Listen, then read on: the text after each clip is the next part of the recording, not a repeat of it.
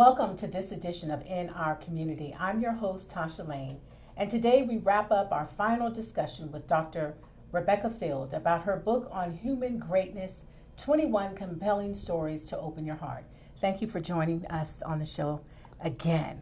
Oh, thank you so much, Tasha. It's good to be here, and it's good to see you too. Good, good. So you wrote this book. I did. And tell us about this book. Tell us about this human greatness book. Well, I came to it.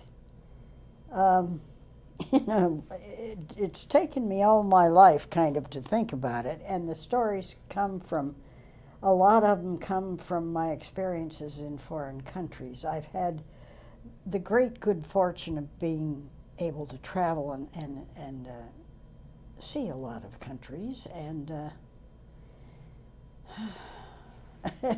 it was just a marvelous experience, and it always has been.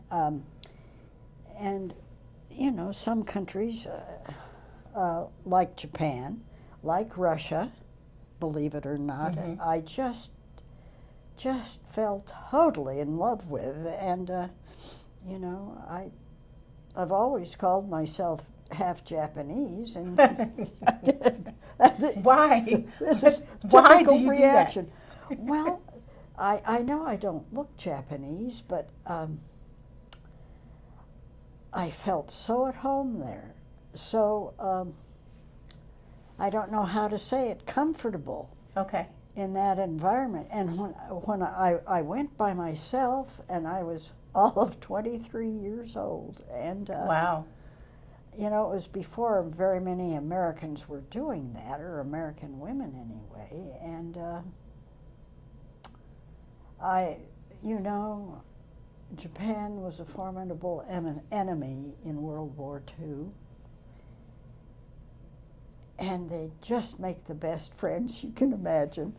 The best what? Friends. Oh, friends. Okay. I just fell in love with them. So they started, that kind of started you on the journey of writing this, or when you think about your experiences there, yes, writing and the book? of course I wanted to write even when I was first in Japan, and hardly dry behind the ears. But I knew that someday I wanted to write, and it finally, you know, for years and years I didn't do it and couldn't do that. But it finally came about that I could, and so I did. I wrote, and it was very satisfying. And Okay. why am I half Japanese? I don't know, except that I learned more there about who I was, or who I am. And that's not an egotistical kind of question. It's philosophical, it's universal, it's a question that we all need to ask. Who am I? What am I doing here? And what should I be doing here? Well, what's my mission? Right. Kind of. Those are the three most important ones, I think, that we need to ask ourselves and then work it out. Right. Now, is this book available now, or when? Not quite. Okay. Not quite. I think it will be available. It will be available. I'm saying that strongly, and with intention. It will be available by the end of this month. Okay. And where can you get the book? You can get the book from Amazon.com or my website, which is RebeccaAField.com. Okay. All right. So we'll be looking out for the book. I'm definitely going to get a copy because I want to read all these stories that you have in your book about human greatness. Speaking of the word greatness, yes, who is great? Who is great? Everybody is great. Why do you say that? Well, because we all have that potential. Greatness is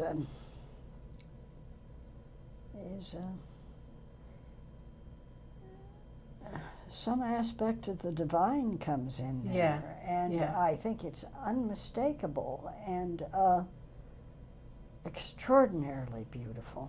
And you know, it creates moments when there's an awe. Right. That just, That is what greatness is, though. Yeah. If there's an awe. I mean, there's an awness about. Yes. It's such a big word, as we talked about earlier. Yes, yes. It's such a big word. it is. You know, it has to be divine. Yeah, it has to be. Mhm.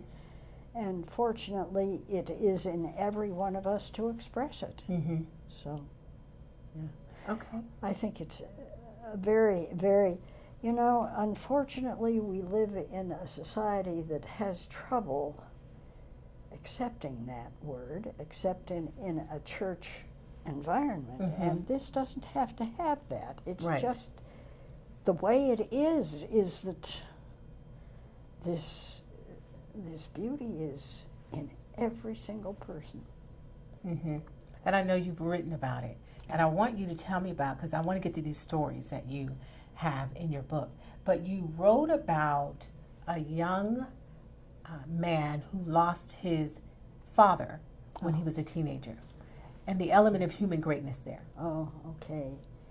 It's a beautiful story, I think, about a young African-American boy whose father was killed when he drove an 18-wheeler. Is that what they call them? I think so. It's a Mack truck. It's a big truck, right? Big, huge, Yeah. big truck. And he said goodbye to his family in the morning, as he always did when he'd take this second job as a truck driver. And this time, apparently, he had to go to Atlanta. And when he went to Atlanta, it was a longer trip because it was farther away. Mm-hmm. He lived in Indiana. But what happened was that he realized that one of his tires was flat, so Mm-hmm. he stopped his truck as soon as he could, got out and started to fix the tire. And he was tired, and another truck came up behind him, and the driver of that truck was tired too. And he plowed into this truck as Robert's father was changing the tire. Mm. And of course, he was killed very quickly. Mhm. I'm sure. Mm-hmm. And that's the great blessing. But anyway, the state police of Indiana called the white woman who lived next door to this family who lived on a farm, and she came running down the road. I can't remember the mother's name right Mhm. now, but they knew each other on a first name basis, and she called out to Robert's mother, and she just blurted out, "Your husband has been killed." Oh, wow. And all the family was working out on the farm, and of course the disbelief is the thing that comes up first. You can't believe it, Mhm. because a matter of hours before that they had Right. been together. And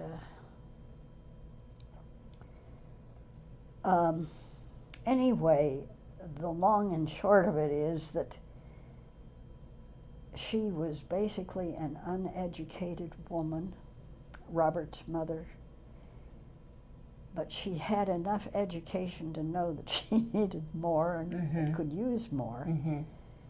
And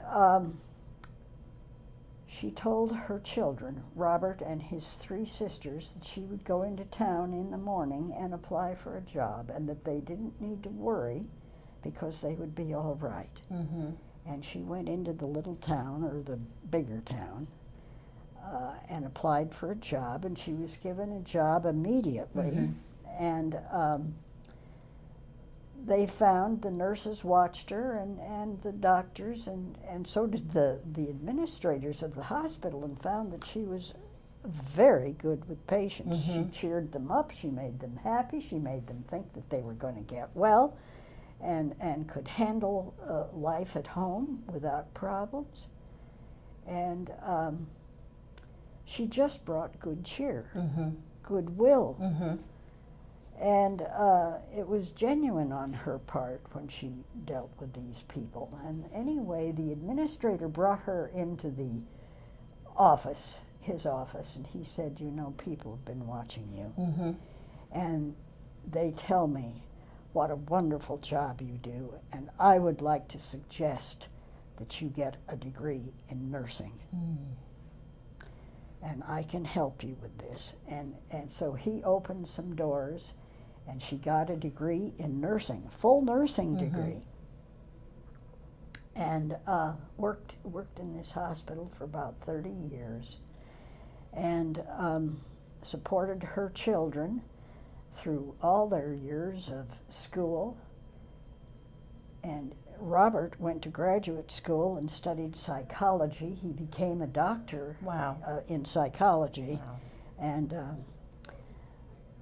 you know, he's such a compassionate man. And psychology, frankly, is a good place for that kind of beautiful energy. And the girls, well, I think one of them became a dietitian, and another one worked in a corporation that manufactured medical supplies.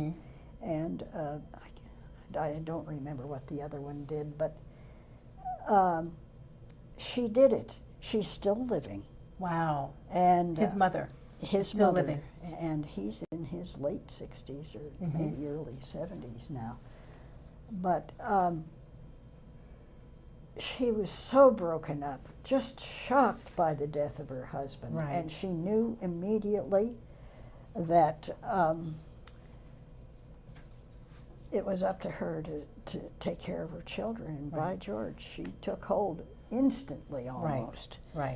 And you know, Robert, as I understand it, sat down by her and put his hand on hers, and she couldn't stop crying.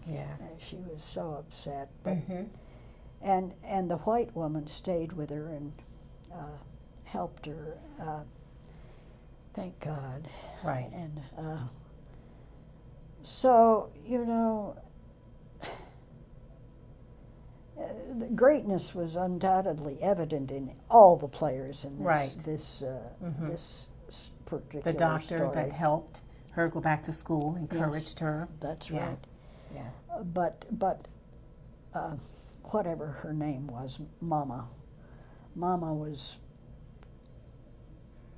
probably the most outstanding in this story at that moment.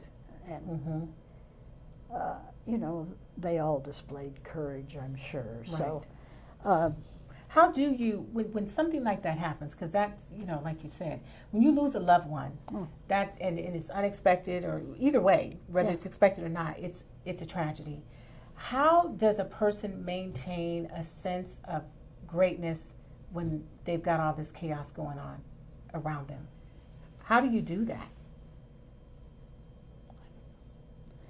I don't know. It's you know, the timber of the human spirit really shows up in moments like that, and it shows up right away.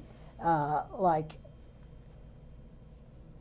this boy seemed to know just how to handle his mother and put her at ease, because she was so broken up that she could hardly function. And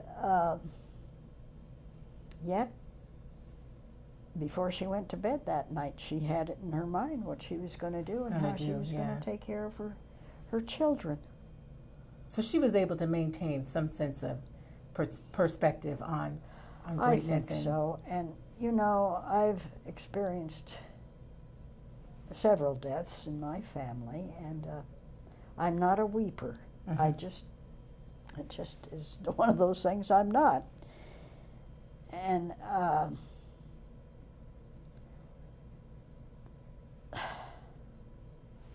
sometimes people have to cry, and that's fine. Right. If they do.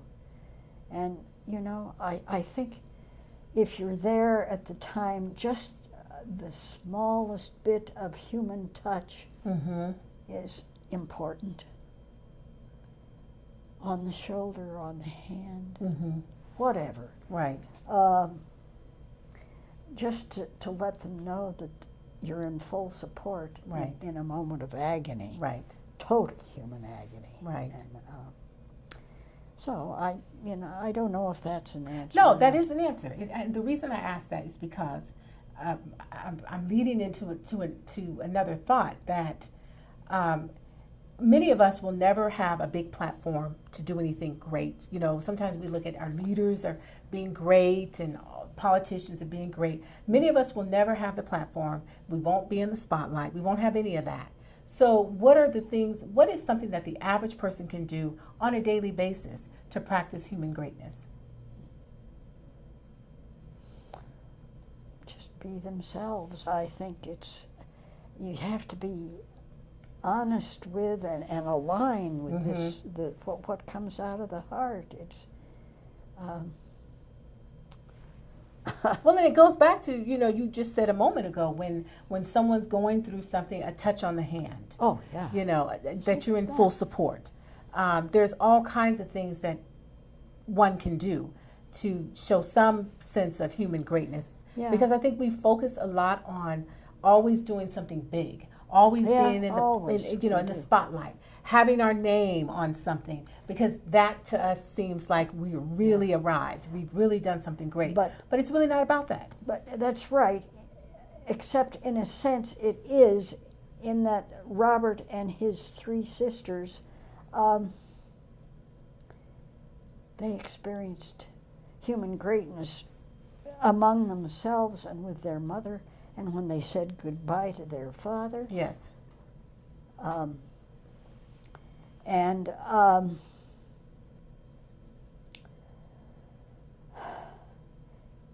It's simple things. It's simplicity. And that's the point I wanted you to make, that it's simple things. Yeah, because it's not always going to be some big, grandiose, step that you get to do, or some, platform that you get to have to showcase your greatness. No. You could do something every day to display an act of greatness. Yeah, and it's, I guess in a sense there's an alignment with the whole universe that happens when this spontaneity is expressed. Right. And it's universal. Every single one of us has it in us to do it, big or little.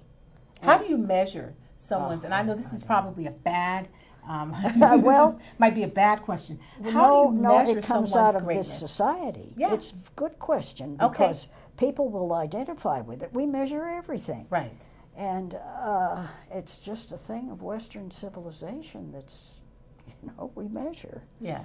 And how do you measure, though, someone's sense of greatness or ability to be great? Because we know that everybody has it in them. Yeah. I think you have to go back to the human heart. There's no other answer. Well, I suppose there is, but I don't know what it is right now. No, I mean, it's probably more of a personal answer than anything, because, again, we go back to sometimes we measure someone's sense of greatness because they've done something grand. They've been on a big platform, and we overlook someone who's maybe helping a neighbor every single day. Yeah. And this happens all the time among simple people who are not known and will never be known. Right. And they're learning just like the politicians, probably faster. Right. Excuse me. Speaking of politicians, our president had a slogan about making America great again. And so with your book on human greatness and his slogan about making America great again, what do you think we can do to help our president accomplish that mission of making America great again? We claim to be a free country, and truly we are freer than a lot. But people, I think, don't realize that freedom has two sides. Mm-hmm. It's like a coin. That the other side of it is responsibility. Mm-hmm. And without the responsibility, it's meaningless, Mm-hmm. frankly. Mm-hmm. And what can they do? They can be responsible for, Right. you know, taking the person next door to the store if they need groceries, Mm-hmm. or helping them if there's a need in the family. It's not big stuff. It's mostly little, Mm-hmm. Mm-hmm. terribly small stuff. Right. But it happens Mm-hmm. all the time, in every country, in every culture. It's totally universal. Do you think we are in need of more displays of greatness in this time? It happens all the time. I went out to ask the person out here about the color of my shirt. Mm-hmm. Honestly, I did that. And I brought this coat, and she says, well, they don't go together. Because I wanted her to be honest. Right. And by George, she knew right away that it wasn't. And, you know, I look at it from hindsight, admittedly, Mm-hmm. that she had courage. Right. And I don't know whether she saw that in herself, but it just came right out of her. Yeah. She did what I needed, and I went down the hall and took off my sweatshirt. So I think our desire should be to be ourselves, Mm-hmm. Mm-hmm. to take joy and about who we are, because each one of us is so incredibly special. Right. And I know it's so easy, and I fall into this all the time myself. Not good enough. I don't know enough. And this apparently is something that most people have to fight all the time. Right. You don't have to be an expert Uh-uh. to showcase human No, greatness. No, no. You don't. And you know, in many ways, I have a little online business trying to sell my books and to write blogs, and it's nothing you can try, Mm-hmm. because it happens spontaneously. The ancient Chinese had a word, Tsujan, and I'm probably... Say that word again. Tsujan. Tsujan, okay. T-S-U or T-Z-U-J-A-N. And it means spontaneous, and the ancient Chinese respected this. And that's what greatness is. It's spontaneous, and it's meaningful, and it comes from the heart. And you don't prepare for it, you know. She didn't prepare, have to look at a color chart. Right. She just knew immediately. Right. So I did what she told me. Right. Absolutely. So, because I don't have that much of a color sense. So, go ahead. Oh no, that's all. Well, no, I was going to ask you, because you completed this book on greatness, and I just wanted to know what's next. Well, okay. What's next is that I have, with a group in the Pachamama Alliance, I have read the book, The New Jim Crow by, I forgot her name, but anyway, she's a brilliant African-American attorney. And I was shocked beyond words about what happens to African Americans in this country. I'm terribly ashamed. And my next book will be interviews of African American men in particular, but their families also, who have experienced greatness, because even though they may have had a drug or not, Mm-hmm. they're totally capable of realizing around them as well as expressing what's within them in terms of greatness. So I hope in a year to have a book about African Americans, because there's a chink in the fence right now, separating the races, and even if I could just convince one to stop this stupidity, I'd be so happy, so happy. I look forward to that book. You're going to be busy. You've got a lot going. You know, it's funny. I've asked a number of people so far if I could interview them, and it's just like dead. It's just dead. And I'm hoping as soon as this other book is out and I can release it from having to think about it, that things will change, and that doors will open. And I'm sure they will. I'm definitely sure they will. So I'm going to keep my eye out for the next book from Dr. Rebecca Fields. Oh, bless your I heart. appreciate you coming to the show. Thank you, everybody, for watching this edition of In Our Community. I'm your host, Tasha Lane. Good night.